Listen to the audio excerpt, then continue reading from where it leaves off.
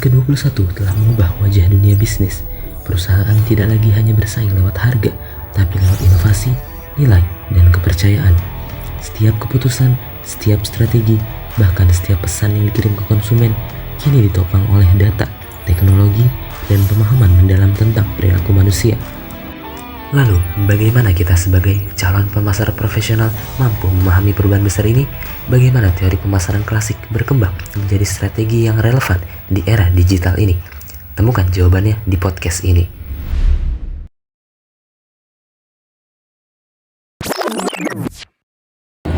Assalamualaikum warahmatullahi wabarakatuh. Selamat siang semuanya dan selamat datang di podcast Cali-Cali. Nah, sebelum itu kita mau kenalan dulu nih. Saya di sini sebagai host, nama saya Dian Chandra Putra dengan NIM akhir 086. Nah, di sini kita bakalan ngelakuin podcast nih tentang marketing dan kita bahasnya spesifik di abad 21 ya, di modern-modern gini lah. Nah, dan kita kedatangan dan kita bakal ngobrol juga sama narasumber kita, yaitu boleh diperkenalkan? Oke, halo semuanya, perkenalkan nama gue Aliandra Ramadana Fatah dengan NIM akhir 183. Oke, gimana nih kabarnya Bang Aliandra? Aman banget, jujur. Kabar aman banget. Aman banget. Nah, lu Ya. sendiri gimana kabarnya? Gue aman banget sih, lagi semangat banget nih mau podcast sama lu gitu, bahas Boleh. marketing ya. Boleh. Jadi sini kita bakal bahas marketing ya. Spesifik tadi udah diinin juga di abad 21 nih yang Ya. modern-modern gitu ya kan. Siap. Oke, jadi kali ini kita bakalan bahas tentang marketing yang ada di abad 21 nih ya. Nah, kita mulai dari gambaran besar dulu aja kali. Jadi kalau misalnya nih lu ngeliat industri marketing sekarang, industri pemasaran sekarang sama dinamikanya, menurut tuh bagaimana sih kondisi sekarang? Seperti yang kita tahu ya, kalau industri pemasaran di abad 21 ini benar-benar beda sama zaman dulu di abad 20-an. Kalau zaman dulu itu strategi pemasaran itu beracuan pada paradigma prinsip 4P yang produk, price, place, dan juga promotion. Nah, kalau produk ini kan kaitannya dengan bagaimana cara merancang produk yang sesuai dengan kebutuhan dan minat konsumen, terus juga price menentukan gimana kita menentukan harga sesuai dengan target pasarnya, terus juga place itu gimana cara kita bisa menentukan tempat, lokasi untuk toko kita berdiri sebagai media atau wadah yang sebagai tempat untuk menyalurkan produk yang kita jual. Terus juga yang terakhir promosi, itu kaitannya dengan gimana cara kita memperkenalkan produk yang kita jual ini ke khalayak umum. Nah, kalau dulu itu beracuan pada 4 prinsip tadi dan dilakukannya itu secara tradisional, belum terlalu banyak campur tangan teknologi atau digitalisasi. Nah, sekarang di abad 21 ini udah mulai bergeser dengan adanya digitalisasi, terus personalisasi, dan membangun hubungan emosional yang kuat dengan para konsumen. Jadi kita misalnya ambil contoh dari 4 prinsip tadi itu ke bagian promosi dan juga place.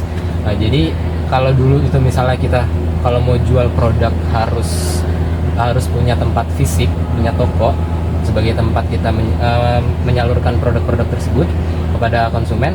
Kalau sekarang nggak harus begitu, kita di rumah aja kalau kita mau jualin produk dari rumah pun bisa, karena ada platform digital seperti e-commerce. Nah, jadi di sana kita bisa menjualkan produk kita sekaligus juga mempromosiin juga di e-commerce tersebut atau melalui media sosial, bisa dengan konten TikTok, terus juga konten Instagram dan juga Facebook dan lain sebagainya. Okay. Nah, mungkin kalau e-commerce tadi contohnya kayak Tokopedia dan Shopee lah ya. Yeah. Ya, jadi gitu. Oke. Jadi kalau sekarang tuh istilahnya udah banyak banget jalannya ya, udah makin cepat, udah makin mudah gitu kan. Tapi kan dari yang lo bilang tadi kan kalau misalnya semua makin cepat tuh makin ada kayak kendala atau lu tuh rancangnya tuh makin ribet ya. Nah, gimana sih biar caranya tuh kita rancang suatu pemasaran atau suatu marketing tapi tetap efektif? Oke. Kalau secara konseptual kan perencanaan pemasaran itu adalah proses sistematis yang dirancang untuk membantu perusahaan atau pemasar supaya bisa mencapai tujuan pemasarannya secara efektif dan efisien. Nah, menurut Philip Kotler dan juga Kevin Keller, perencanaan pemasaran itu mencakup pada analisis situasi, terus juga formulasi strategi, terus implementasinya, terus serta pengawasan dan juga pengawasan serta evaluasi hasil. Nah, kemudian gimana caranya supaya bisa merancang pemasaran yang efektif. Nah itu seperti yang kita tahu ya, kalau tadi kan jelas banget kalau bisnis sekarang itu tuh dinamis banget, terus juga volatil, kompleks, terus juga ada ambigu. Nah untuk menghadapi itu, untuk perusahaan atau pemasar ya harus mampu menyusun strategi yang adaptif. Intinya poinnya adaptif lah, bisa adaptif dengan perubahan-perubahan yang ada. Nah tapi tetap berpegang pada visi jangka panjang mereka. Di sini misalnya gue ambil contoh Grab Indonesia waktu pandemi COVID kemarin nih. Untuk pandemi COVID kemarin, Grab Indonesia ini dia bisa cepat menyusun ulang gitu strategi pemasaran mereka supaya sesuai, supaya bisa ngikutin perubahan pasar yang berubah cepat karena pandemi. Nah dari yang awalnya Grab ini cuma layanan transportasi, dia mulai mengembangkan pemasarannya dengan menyediakan layanan Grab Food, terus Grab Express dan sebagainya. Nah itu adalah contoh dari penerapan strategi yang perencanaan pemasaran yang efektif. Kurang lebih gitu sih. Oke. Jadi kan lu sempat bahas juga ya tentang adaptif ya. Kita kan sebagai pengusaha atau sebagai penjualan di era digital ini yang menggunakan sosmed itu harus adaptif kan, harus tahu tentang perubahan-perubahan. Tapi kan perubahan itu kan perlu data pasti, perlu SIP, Sistem Informasi Pemasaran. Nah, lu bisa jelasin nggak sih lebih lanjut tentang SIP? Bicara tentang SIP atau Sistem Informasi Pemasaran, atau nama lainnya juga Marketing Information System.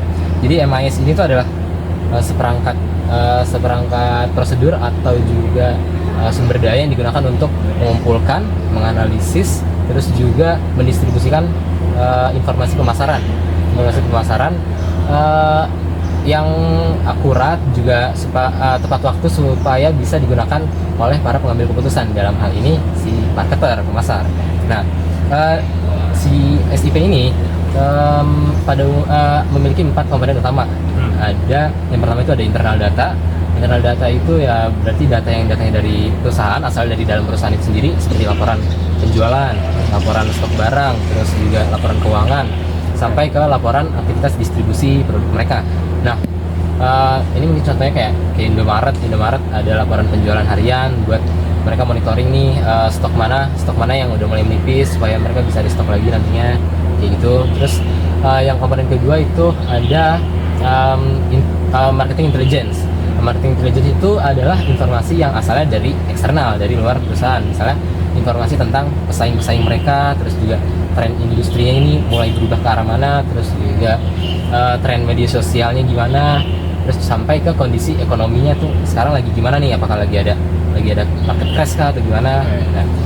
Nah, itu untuk intelijen pemasaran. Nah kemudian untuk komponen berikutnya ada riset pemasaran. Riset pemasaran ini adalah kegiatan sistematis untuk merancang, mengumpulkan, menganalisis dan melaporkan data tentang situasi spesifik. Jadi perusahaan ini dia melakukan riset tentang suatu keadaan spesifik yang mereka ini lagi fokusin. Misalnya kayak ini di sini, misalnya gue ambil contoh Unilever di sini, mereka melakukan riset ke rumah tangga yang ada di Indonesia. Mereka tuh meriset bagaimana kebiasaan belanja rumah tangga di Indonesia. Jadi mereka ketika mau buat produk, mereka tahu nih produk-produk yang dibutuhin sama rumah tangga di Indonesia sekarang lagi butuhnya apa, kayak gimana, kayak gitu. Nah kemudian yang terakhir itu ada analisis data pemasaran. Ini kaitannya ya dengan menggunakan alat-alat analisis kayak ada big data, terus sekarang ada bantuan AI, terus juga ada predictive modeling. Ini tentu untuk berguna untuk mengolah informasi dan juga untuk menghasilkan wawasan-wawasan strategis. Misalnya kayak contohnya tuh Tokopedia dan Shopee, mereka manfaatin algoritma buat membuat bisa memunculkan rekomendasi produk di aplikasi mereka sesuai dengan apa yang sering mereka cari, gitu. Kurang lebih gitu sih. Iya, menarik sih yang tadi Shopee, yang kalau misalnya algoritma rekomendasi yang sering dilihat sama ini ya kan, konsumennya. Oke, tadi kan kita sempat ngomongin data ya. Data itu kan juga semua itu seputar konsumen. Biar si manajer itu bisa ngambil keputusan nih dari data-data konsumen tersebut. Nah, kalau ngomongin konsumen, kita kan pasti mikir ya, gimana sih kayak cara konsumen itu ngambil keputusan gitu. Kayak lu bisa jelasin nggak sih soal itu? Oke. Mungkin dari awal dulu deh. Kalau pengambilan keputusan konsumen itu kan kayak proses psikologis dan perilaku dari individu yang dilalui oleh individu ketika sebelum, selama, dan juga sesudah melakukan pembelian suatu produk atau jasa.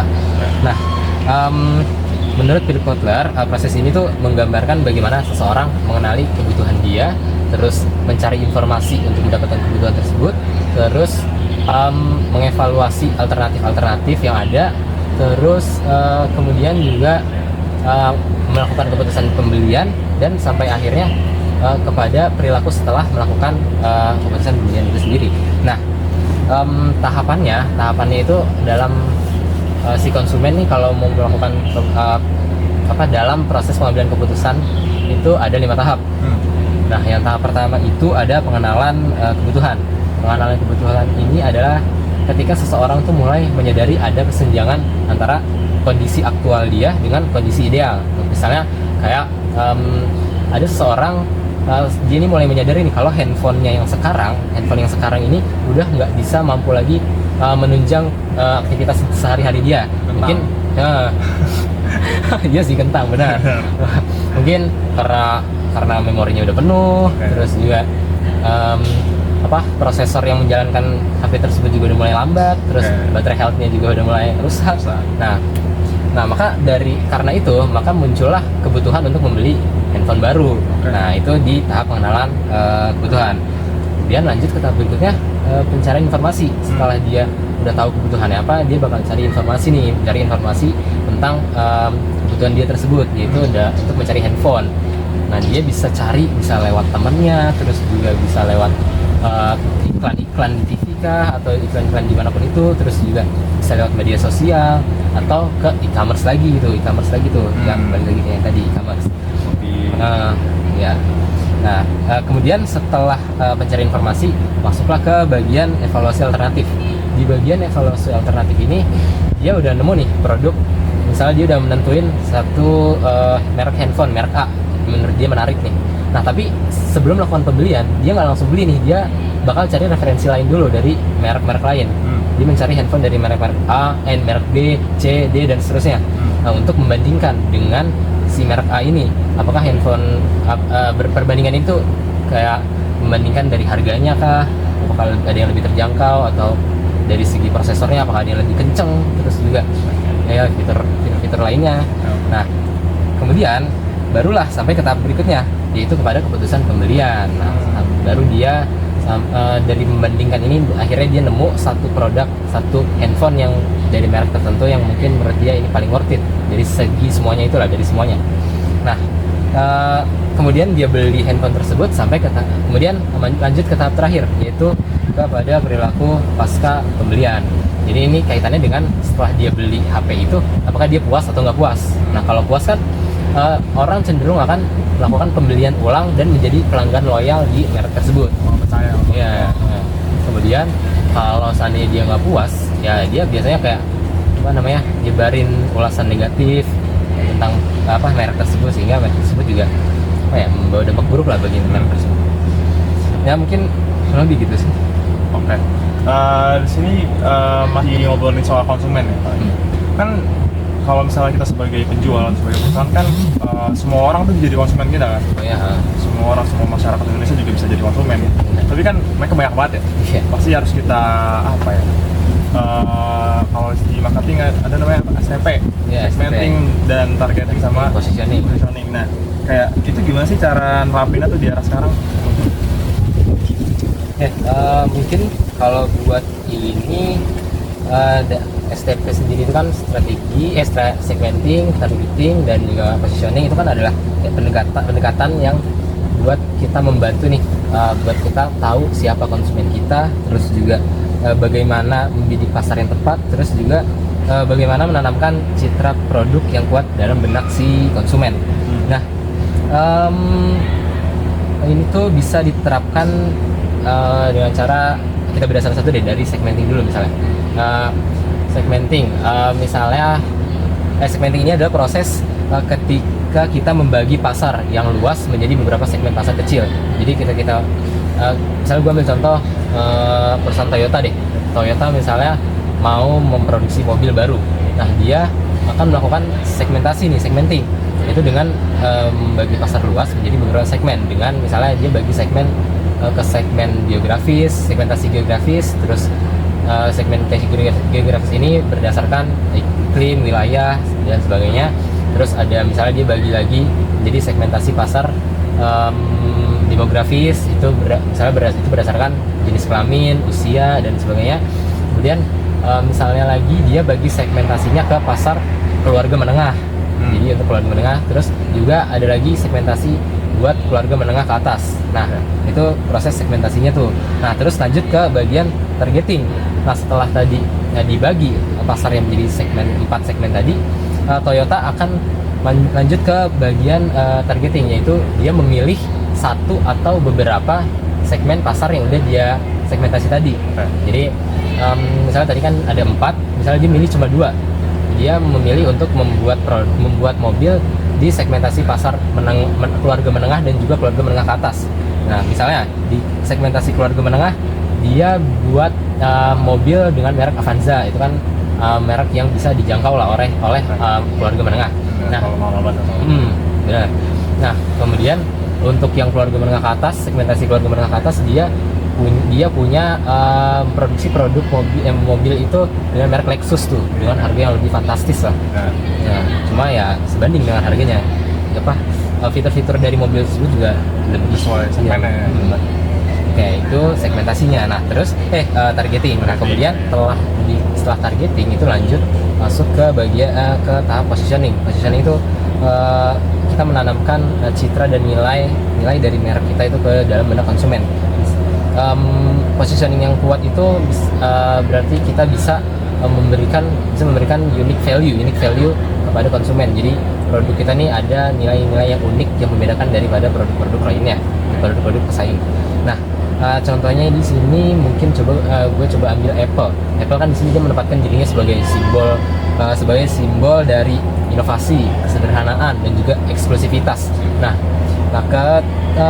dan setiap elemen pemasaran mereka, mulai dari desain produk, desain HP-nya, desain produk-produk mereka, pokoknya sampai ke proses pengiklanannya, itu mereka tetap konsisten membangun citra tersebut, sehingga ketika ada orang yang mau beli handphone yang dengan unsur-unsur tadi tuh terbenak di pikiran mereka tuh pertama-tama adalah produk dari Apple. Mungkin gitu sih. Oke, menarik sih. Mungkin buat next, gue penasaran sama hal yang agak di luar marketing. Kayak di manajemen produk sih. Kan tadi kan kita udah ngomongin soal gimana cara lu ngerjain produk lu, masain produk lu, kan, gimana cara lu jualin produk lu. Nah, tapi kan kayak kita kan nggak bisa maksain terus dong. Pasti kita harus manage si produknya. Nah, gimana sih kayak misalnya kita tuh biar produk kita, gimana cara kita manage produk kita tuh biar tetap diminati gitu sama konsumen-konsumen yang dinamis kan konsumen kan seleranya selalu berubah. Nah, menurut itu kayak gimana sih? Udah secara konseptual, manajemen produk itu kan proses perencanaan, terus pengembangan, pengendalian, dan evaluasi seluruh kegiatan yang berkaitan dengan penciptaan dan juga pengelolaan produk agar sesuai dengan apa yang diinginkan oleh konsumen. Nah, di era yang modern ini, yang paling penting itu adalah inovasi. Nah, inovasi ini jadi inti dalam manajemen produk. Jadi ya kalau pokoknya perusahaan, pokoknya pelaku usaha yang terjun di pasar ini harus bisa inovasiin produk mereka ya. Kalau mereka nggak mau inovasiin produk mereka ya bakal kalah saing sama pesaing juga, bakal kalah saing sama pesaing mereka. Satu, yang kedua juga mereka jadi nggak bisa ngikutin tren pasar, nggak bisa ngikutin apa yang lagi disukain sama masyarakat. Kalau zaman ya. Kalau mereka cuma nge-stuck cara mereka nge-ide rancang produk itu cuma begitu-gitu doang, nggak bisa inovasi ya, mereka bakal ketinggalan, bakal produknya nggak laku. Nah, ini contohnya di sini misalnya gua ngambil Apple lagi. Apple kan secara konsisten ya memperbarui produk iPhone mereka nih setiap tahun. Kayak sekarang kan baru nih ada iPhone 17 Pro Max, dan berarti nanti di tahun depan ada iPhone 18, tahun depan lagi ada iPhone 19 dan seterusnya. Nah, mereka ini memperbarui produk mereka tuh dengan ada peningkatan fitur kamera, terus juga performa dari prosesornya, terus juga ada keamanan dan juga sambil tetap mempertahankan identitas merek mereka yang eksklusif dan juga premium. Jadi pada intinya tetap inovasi yang paling penting. Pasti biar terus hidup ya produknya. Iya, nggak kemakan zaman. Ini mungkin last question kali ya. Kita bakal bahas yang beda lagi nih dari tadi. Kan kita udah bahas apa? Promosi produk lah, marketing juga, terus udah bahas manajerin juga kan si produknya itu, gimana cara manage-nya. Tapi kan kalau misalnya kita cuma ke situ doang, cuma ke produk doang, manage doang gitu kan. Pasti kan sebuah perusahaan tuh bisa keluar negeri kan, mau keluar negeri gitu, global segala macam.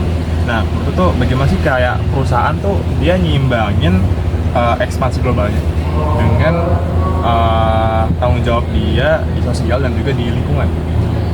Oke. Kalau secara teori pemasaran global itu kan aktivitas pemasaran yang dilakukan oleh perusahaan yang beroperasi lintas negara gitu untuk menjangkau pasar-pasar dunia. Nah, tapi di abad 21 ini, di era sekarang ini, itu tuh orientasi global aja nggak cukup ternyata. Ternyata kalau era saat ini itu perusahaan dituntut untuk bisa menggabungkan unsur-unsur keberlanjutan. Jadi di sini itu dimana praktek dari keberlanjutan ini adalah seperti praktik pemasaran yang tidak hanya berorientasi pada keuntungan aja. Jadi mereka ini juga harus memperhatikan kesejahteraan manusia dan juga kelestarian lingkungan. Nah, jadi konsumen sekarang tuh mulai aware lah sama isu-isu lingkungan, sama isu-isu sosial juga. Jadi mereka akan cenderung memilih produk.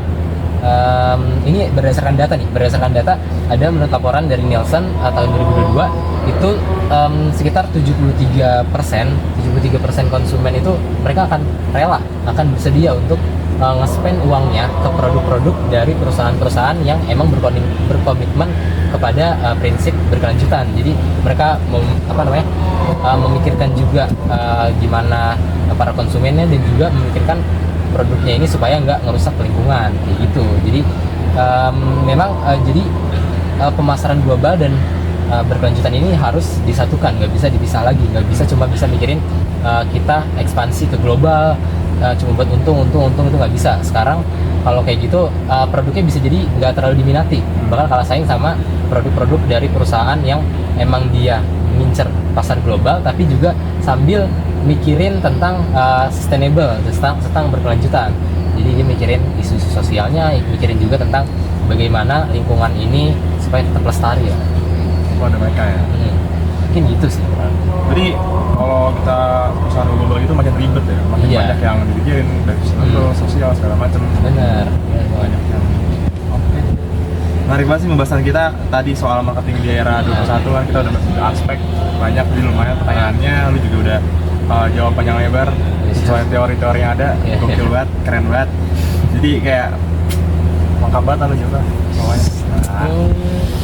Awan. Respect. Awan. Jujur. Oke. Mungkin lo ada omongan apa langsung aja kita post?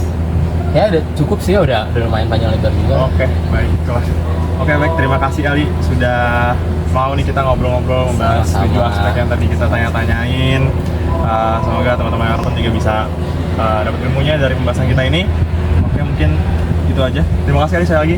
Ya, dan terima kasih teman-teman yang udah nonton. Selamat siang semuanya. Assalamualaikum warahmatullahi wabarakatuh dan selalu nonton podcast Cali-Cali.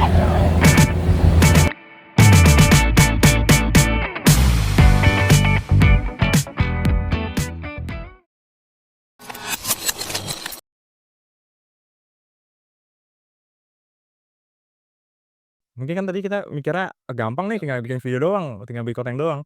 Padahal bagi marketer menurut gua ada dinamikanya juga, ada masalahnya juga. Kalau misalnya kita lihat perusahaan Aqua kan terbukti afiliasi sama Israel kan, nggak salah tuh. iya. Nah, jadi itu mempengaruhi penjualannya si Aquanya kan.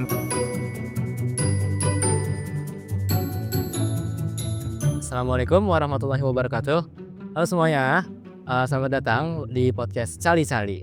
Nah, Perkenalkan, nama gue Aliandra Ramadana Fatah dengan NIM akhir 183. Nah, di sini gue sebagai host yang akan memandu podcast ini, yang dimana di podcast ini kita akan membahas tentang bagaimana dunia marketing nih, bagaimana dunia marketing di abad 21 ini, di era-era modern nih, di era yang semuanya serba digital. Nah, untuk membahas itu semua, di sini gue udah bersama dengan narasumber yang kece abis nih. Ya, gimana ini bersama narasumber ini kita akan membahas semuanya secara lengkap tentang gimana dunia marketing saat ini. Mungkin boleh diperkenalkan dulu. Oke, semuanya perkenalkan, nama saya Dian Chandra Putra Saptono dengan NIM akhir 086. Oke, sebelum mulai mungkin Chandra gimana kabarnya hari ini? Baik, sedikit ngantuk karena di sini udaranya enak. Oh iya bener ya, agak silir-silir gitu ya. Iya, emang ngantuk nih saya. Oke deh, supaya nggak ngantuk mungkin kita langsung mulai aja kali ya. Supaya nggak ngantuk nih, kayak kita langsung ke gue mau nanya dulu soal hal yang masih general, masih umum. Baik. Oke, gue mau nanya bagaimana nih menurut lo perkembangan dan juga dinamika yang dihadapin bagian marketing di zaman ini, di era ini. Karena kan di era ini tuh semuanya udah serba digital ya. Jadi menurut lo gimana nih perkembangan dan dinamikanya? Oke, kalau misalnya perkembangan dari marketingnya sendiri ya, kan kalau misalnya kita tarik ke abad 20, ke abad 19 dulu kan kita cuma fokus ke produknya aja. Atau mungkin dulu pas di 2000-an belum ada sosial media kan tuh, kita cuma bikin brosur aja lah, cuma nawar-nawarin aja, keliling-keliling segala macem gitu. Nah sekarang kita berbeda nih, kita kan udah masuk digitalisasi ya, kita udah banyak sosmed, TikTok, Instagram segala macem. Semuanya tuh mungkin terlihat mudah ya, karena banyak tren-trennya, banyak video. Tapi itu sebenarnya kalau misalnya kita ngomongin dinamikanya ya, mungkin kan tadi kita mikirnya gampang nih, tinggal bikin video doang, tinggal bikin konten doang. Padahal bagi marketer menurut gua ada dinamikanya juga, ada masalahnya juga. Kan kalau misalnya sosial media kan makin banyak kompetitor dong, makin banyak yang buat konten. Karena kemudahan akses ya, coba. Iya, cuma buat video doang, buat konten doang. Nah di situ makin banyak dong jenis-jenis konten, Oh iya. makin banyak dong konten-konten yang diupload gitu. Nah itu ngebuat marketer itu sendiri tuh harus lebih aktif ya, harus lebih inovatif juga dalam membuat konten biar konten mereka atau produk mereka itu bisa dilihat sama orang-orang banyak di sosial media. Kayak gitu sih menurut gua. Oke. Ya berarti marketing sekarang nih mulai maraknya itu dengan cara konten-konten media sosial. Oh, gue mau nanya nih, melalui konten media sosial ini nih, marketing melalui konten ini, apakah ini adalah strategi perencanaan pemasaran yang paling relevan dan juga paling efektif kah di era sekarang ini atau gimana? Oke, kalau misalnya ngomongin relevan pasti iya ya. Tadi kan kita udah masuk ke digitalisasi. Terus yang tadi dibilang juga sosial media itu memberikan banyak kemudahan ya kan untuk marketer, kayak dari sisi cost juga kan. Kita nggak perlu banyak keluar duit untuk promosiin. Kita mungkin keluar tenaga aja kan buat video, buat konten. Tapi dari segi uangnya, dari segi costnya itu sedikit. Nah terus kalau misalnya ngomongin tadi efektif atau enggaknya, itu sebenarnya tergantung sama perencanaan nih, balik lagi perencanaan dari marketingnya itu sendiri. Kayak misalnya mereka tuh dalam buat konten tuh udah nentuin belum sih segmentasinya siapa, targetnya siapa, terus udah nentuin belum needs-nya itu siapa yang dengerin konten mereka. Nah kalau misalnya mereka mungkin udah arah sana, udah buat perencanaannya, ya mungkin bakal efektif. Tapi kalau misalnya belum menentukan rencananya, belum buat rencananya, ya mungkin bisa berjalan tidak efektif. Jadi tergantung sama perencanaan itu sendiri. Seperti itu sih. Baik. Oke, berarti ya, tadi kan udah sempat disinggung nih soal segmentasi pasar nih. Berarti kan ini nanti kaitannya dengan konsep dari segmenting, terus targeting dan juga positioning. Nah, ini kan pasti diperhatikan dong oleh para marketer kalau mau memasarkan kan. Berarti gue mau tanya nih, kenapa sih konsep STP tadi nih, STP itu penting banget nih buat perusahaan atau buat marketer? Kenapa tuh penting banget? Oke, karena kan misalnya kita jual produk nih ya. Kalau misalnya kita nggak tahu siapa segmen kita, targeting kita, ya itu kita mau jual siapa ya kan. Nah kayak gitu. Nah mungkin gue jelasin sedikit ya, kayak segmenting itu kan proses kita itu untuk ngebagi orang-orang menjadi beberapa bagian. Misalnya satu Indonesia nih, kita bagi yang anak mudanya berapa orang, yang orang tuanya berapa orang, terus bisa juga sesuai sama geografi, misalnya yang orang Jaktim mana, yang orang Jaksel mana, atau yang demografi juga tadi dari umur, terus dari jenis kelamin juga bisa, cowok cewek, itu bisa kita bagi per segmennya. Nah, misalnya kita udah dapat nih segmennya ada anak muda sama orang tua. Nah, lanjutnya kita bakal targeting. Kita dari produk yang kita hasilin itu kita mau target siapa? Misalnya mau targetnya ke anak muda atau ke orang tua. Misalnya kita mau anak muda nih di Jaksel gitu. Nah, terus contohnya misalnya kita jual parfum deh. Oke. Parfum. Terus kita mau targetin anak muda Jaksel yang aware sama bau badannya. Oke gitu kan, gitu dulu. Nah, ini bakal berhubungan sama step selanjutnya yaitu positioning. Positioning itu gimana sih produk kita di mata customer-nya, di mata anak mudanya. Nah, kita harus buat citra itu ke konsumennya. Misalnya di positioning-nya itu kita ngebuat kalau misalnya parfum kita itu adalah solusi. Misalnya gimana sih cara anak muda tuh dapat pacar gitu. Karena bau badannya enak. Jadi cewek jadi mau sama kita gitu. Oke. Jadi anak mudanya mikir kayak, oh gue beli parfum ini aja nih biar dapet cewek gitu. Itu namanya positioning. Itu sih singkatnya tentang STP gitu. Oke. Gue mau nanya berikutnya tentang informasi. Kan dalam pemasaran juga berarti kita kan tentu perlu informasi ya tentang konsumen sekarang lagi minatnya produk kayak gimana nih. Terus juga soal mereka lagi butuhnya apa ya, kayak gitulah. Soal kayak gitu. Nah, berarti gue mau nanya, menurut lu apa sih fungsi utama dari marketing information system bagi perusahaan atau bagi marketer? Ya berarti informasi tentang yang marketingnya lah ya. Jadi kan kalau misalnya kita bahas kan MIS atau apa tadi, MT, Marketing Information System, itu kan isinya kan kayak data penjualannya ya kan, yang jual berapa, terus kayak dari umurnya customer gitu kan, demografinya juga segala macam. Kalau dibilang penting sih penting banget ya, karena kalau bisa diibaratkan tuh informasi itu tuh kayak peta atau kayak pedoman. Jadi kalau misalnya kalian jualan tapi kalian nggak punya data, kalian nggak punya data dari customer siapa aja, umurnya berapa, terus di mana letak dia, itu tuh kayak kalian susah untuk melakukan keputusan selanjutnya. Jadi kalau misalnya nggak ada MIS itu tuh susah untuk kitanya atau manajernya menentukan solusi-solusi atau keputusan ke depannya. Itu sih menurut gue bakal mati ini kalau misalnya nggak ada data, ya mereka nggak bisa ngapa-ngapain. Oh iya. Oke. Kemudian dari misalnya tadi kita udah tahu nih informasi tentang konsumen butuhnya apa. Nah, terus kita udah nyajiin produknya ke pasar. Nah, tentu kan konsumen buat mau beli itu mereka ada tahapan buat pengambilan keputusan ya. Nah, menurut lo perlu nggak sih marketer tahu nih gimana cara konsumen itu ngambil keputusan untuk membeli barang, untuk membeli produk? Itu penting banget sih, kan kita kan promosiin atau marketingin sesuatu barang itu kan kita pengen customer itu beli barang ya kan. Iya. Otomatis kan kita harus tahu nih gimana sih cara customer itu mengambil keputusan mereka. Kalau misalnya kita nggak tahu ya gimana cara kita mau promosiin barang itu kan. Oke. Itu sih, jadi untuk bagi seorang marketer tuh harus tahu bagaimana customer mengambil keputusan dalam membeli barang.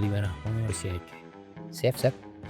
Oke. Mungkin berikutnya ini gue mau tanya soal pasar nih. Kalau pasar ini kan ada yang namanya B2C dan juga B2B nih. Nah, gue mau tanya nih, gue mau tahu apa perbedaan utama nih antara pasar konsumen atau B2C dengan pasar bisnis atau B2B. Apa tuh perbedaan utamanya? Oke, dari namanya kan B2C kan business to customer. Nah. Ya, berarti korelasinya penjualan itu lebih fokus ke customer. Misalnya kayak tadi kita jualan parfum, itu kan untuk ke customernya kan kita. Untuk kebutuhan sehari customernya. Nah, itu juga ada perbedaan nih dari sisi marketingnya. Kalau misalnya B2C itu biasanya itu mereka iklannya itu masif. Iklannya ke banyak sosial media, buat iklan video lah, konten segala macam juga banyak orang, karena kan tujuan kita customer ke individu yang ada di pasar gitu kan. Nah, kalau misalnya B2B itu fokusnya ke bisnis, kayak misalnya mereka manufaktur, mereka menjual secara massal kayak apa ya, botol parfum misalnya ya, botol parfum dijual lagi ke bisnis-bisnis parfum yang lain. Oh iya. Misalnya gue sebagai punya pabrik botol parfum nih, gue jual ke penjual parfum. Iya, ke gue yang mau jualin parfum. Ya gitu. Oke. Nah kalau itu tuh marketingnya lebih beda lagi sama yang customer. Kalau misalnya B2B itu lebih fokus ke hubungan jangka panjang atau hubungan yang personal. Jadi mereka nggak perlu gembor-gemborin di sosial media nih gue jual tempat parfum, tapi mereka lebih ke personal aja masing-masing gitu, secara berdua aja. Gak yang dipromosin lebar-lebar terbuka-buka. Siap. Oke. Kemudian nih di era digital sekarang, gue mau tahu nih gimana peran e-commerce dan juga media sosial dalam proses pengambilan keputusan si konsumen. Gimana?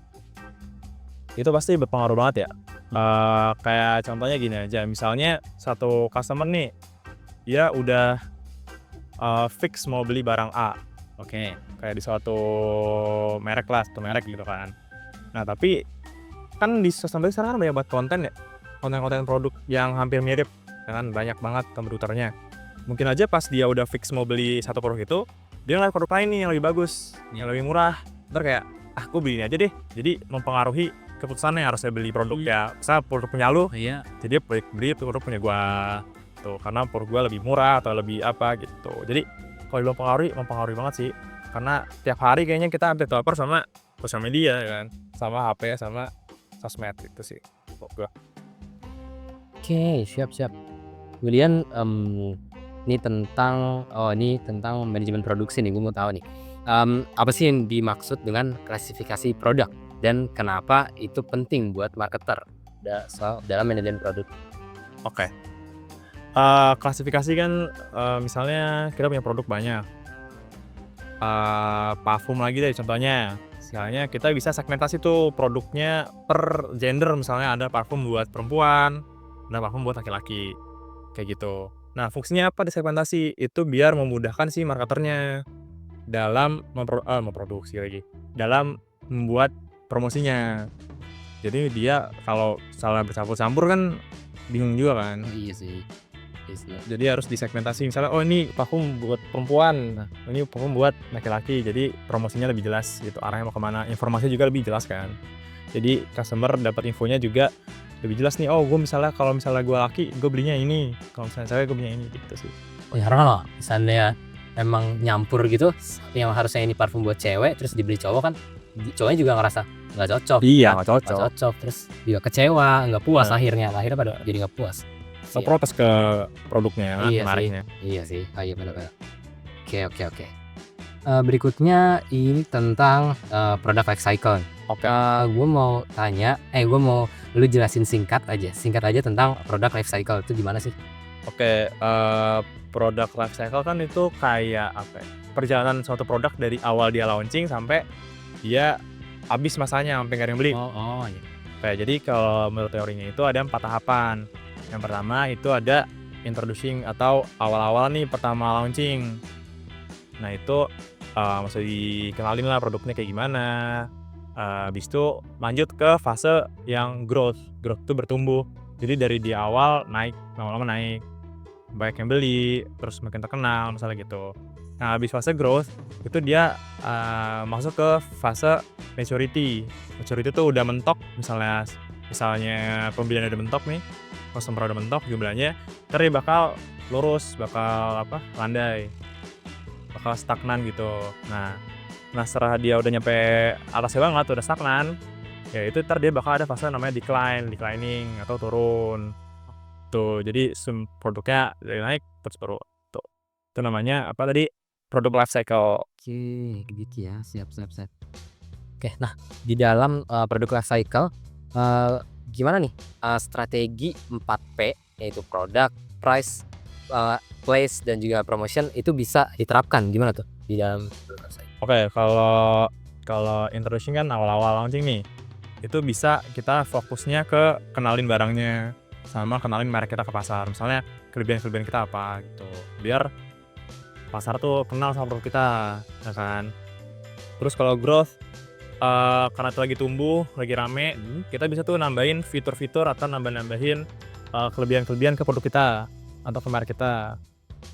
Misalnya yang tadinya parfum tadi, misalnya kalau misalnya lagi rame tiba-tiba ada varian baru, Oh iya. biar makin banyak tuh variannya, atau ada bungkusnya baru, packagingnya baru gitu, biar makin growth-nya makin naik gitu. Nah kalau udah sampai maturity nih, udah sampai mentok, itu tuh tinggal fokus untuk mempertahankan loyalitas si pelanggannya, biar pelanggannya nggak kabur. Misalnya bisa dari menjaga kualitas produknya biar tetap segitu aja, nggak berubah. Nah kalau misalnya declining, udah sampai declining, udah turun, itu sebenarnya ada dua pilihan, mau lanjut atau mau berhenti produknya. Kalau misalnya udah habis banget, ya, misalnya mau berhenti ya berhenti. Kalau misalnya dia mau lanjut, berarti harus lakuin namanya inovasi. Oh, inovasi. Ya inovasi biar produknya tetap hidup kayak gitu. Oke, siap. Oke, tadi kan lu bilang soal inovasi tuh kan ya. Nah, kenapa nih inovasi tuh dianggap penting banget dalam manajemen produk ini nih? Oke. Kenapa penting? Tadi sih hubungan sama declining, Oh iya, pas udah turun tuh ya. pas sudah turun. Nah, Terus kalau misalnya produk udah turun, terus misalnya dia nggak ada inovasi sama sekali, mati dong. Pasti produknya nggak bakal hidup dong gitu. Itu sih fungsi utamanya inovasi. Harus jadi tuh kalau misalnya produk lu tuh nggak homogen, beda-beda iya beda-beda. produk lo. Bukan. Kalau misalnya produk satu doang, misalnya kayak produk mobil doang nih, nggak ada yang beda, ada motor atau apa, itu lo harus lakuin inovasi terus, Oke. biar customer tuh nggak bosan sama produk lo, kayak mobil doang, tapi nggak ada inovasinya gitu. Jadi ya harus inovasi terus sih, biar customer nggak bosan, terus ada sesuatu yang baru dari produk lo, gitu. Biar nggak mati dan ketinggalan zaman. Nah, Oke, itu sih. itu ya penting inovasi. Oke, siap. Nah, terus gue mau nanya soal pemasaran dalam cakupan global, terus juga adanya prinsip-prinsip yang sekarang lagi rame nih, sustainable lah, berkelanjutan. Nah, menurut lo kenapa sih sekarang banyak perusahaan yang pengen banget go global, nih? Boleh dijelasin nggak nih step by stepnya? Oke, ini yang global dulu ya. Ya. Pasti kan kalau misalnya mau global itu dia harapinnya paling cuma profit doang, nggak sih? Ya profit. Nah, profit doang biar pakai banyak profitnya. Nah, tapi kan kalau mau global tuh nggak sesimpel itu kan. Lo harus ada step by stepnya. Nah, yang step pertama, lu tuh harus tentuin dulu lu bakalan mau ke go global atau enggak. Cara nentuinnya gimana? Ya mungkin cara nentuinnya tuh bisa dari di negara lu tuh kayak gimana. Misalnya kayak Indomie nih, sebelum dia go global pasti dia mikir dulu kan, di negara gua tuh gua udah gimana sih, dia udah jadi nomor 1 belum. Oke. Kalau misalnya di negaranya dia masih ampas, masih nggak ada apa-apanya, yang ngapain di go global gitu kan. Dia harus mikir itu dulu, siap apa enggak untuk go global. Go global. Yes. Nah, terus setelah dia nentuin untuk go atau enggak, dia harus mikirin juga tentang opportunity-nya kan, atau sama risk-nya juga. Di sana tuh ada kompetitornya apa enggak, terus politiknya kayak gimana gitu. Nah habis itu setelah itu dia bisa milih strategi itu ada 2, ada standardization atau ada localization. Kalau standardization itu kayak Apple itu di seluruh dunia produknya sama-sama aja, nggak ada bedanya ya kan, ya 17 semua nggak ada bedanya, juga dari fitur juga nggak ada bedanya ya. Nah beda kayak Indomie kan di setiap negara ada rasa-rasa beda-beda setiap negaranya. Nah itu namanya localization, kalau beda-beda setiap negaranya. Kayak MCD juga localization kayak gitu. Terus udah sih untuk step-stepnya itu aja untuk ke global seperti itu ya. Siap. Berikutnya, nah sekarang ngomongin soal sustainability. Nah, menurut lo apakah itu cuma sekedar tren atau emang penting nih sustainability ini buat bisnis jangka panjang? Oke. Kalau sustainable kan mungkin awal dulu kan cuma tren doang. Kayak orang-orang aware soal bumi lah, soal pemasaran global lah gitu kan. Tapi itu lama-lama sampai sekarang jadi sesuatu yang penting dalam sebuah perusahaan. Nah, terus kalau bahas sustainable tuh sebenarnya ada 3 komponen, 3P. Ada planet, people, sama profit. Nah, yang penting tuh sebenarnya dua ini nih, si planet sama people. Planet tuh kayak tadi misalnya pemanasan global, kayak penghijauan segala macam. Kalau people misalnya kayak konflik Israel Gaza tuh, Oh iya. itu kan people masuknya. Terus sama konflik-konflik lain lah yang melibatkan orang-orang. Nah, gitu sih. Terus sustainable itu tuh penting juga buat perusahaan. Kayak misalnya dari people.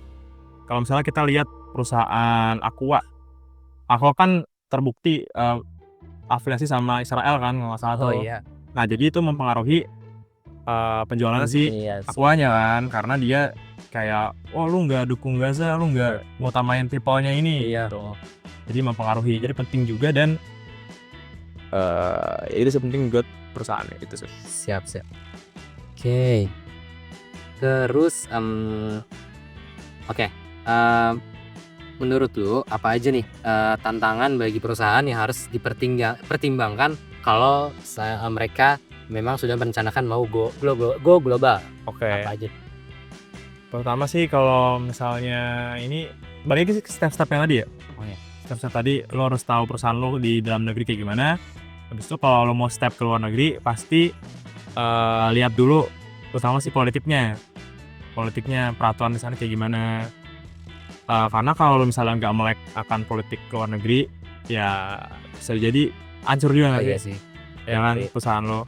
Terus lo harus mikirin juga kompetitornya gitu kan. Terus juga perbedaan budaya kayak tadi si Indomie kan dia coba si Indomie itu cuma standarisasi semua rasa sama, mungkin dia bakal mati di luar negeri ya kan. Jadi mereka harus ikutin perbedaan budaya juga kayak localization.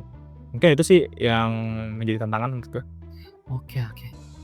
Ternyata mungkin kayak cukup segitu lah ya untuk diskusi kita kali ini, karena itu benar-benar semuanya udah menjawab banget sih lah ya. Teman-teman di sini juga pasti paham lah tentang gimana nih dinamika pemasaran, dinamika marketing di era sekarang ini. Nah, Mungkin untuk closing apa ada yang mau ditambahin lagi atau ada closing statement atau enggak? cukup Oh, udah cukup cukup ya? sih. Cukup. Oke, saya mau pulang. Oke. Mungkin sekian ya untuk podcast kali ini. Semoga teman-teman yang nanti menonton video ini bisa mendapatkan insight baru dari narasumber kita ini mengenai marketing, mengenai dunia marketing di era sekarang ini. Mungkin ya sekian. Wassalamualaikum warahmatullahi wabarakatuh. Waalaikumsalam warahmatullahi wabarakatuh. Dadah.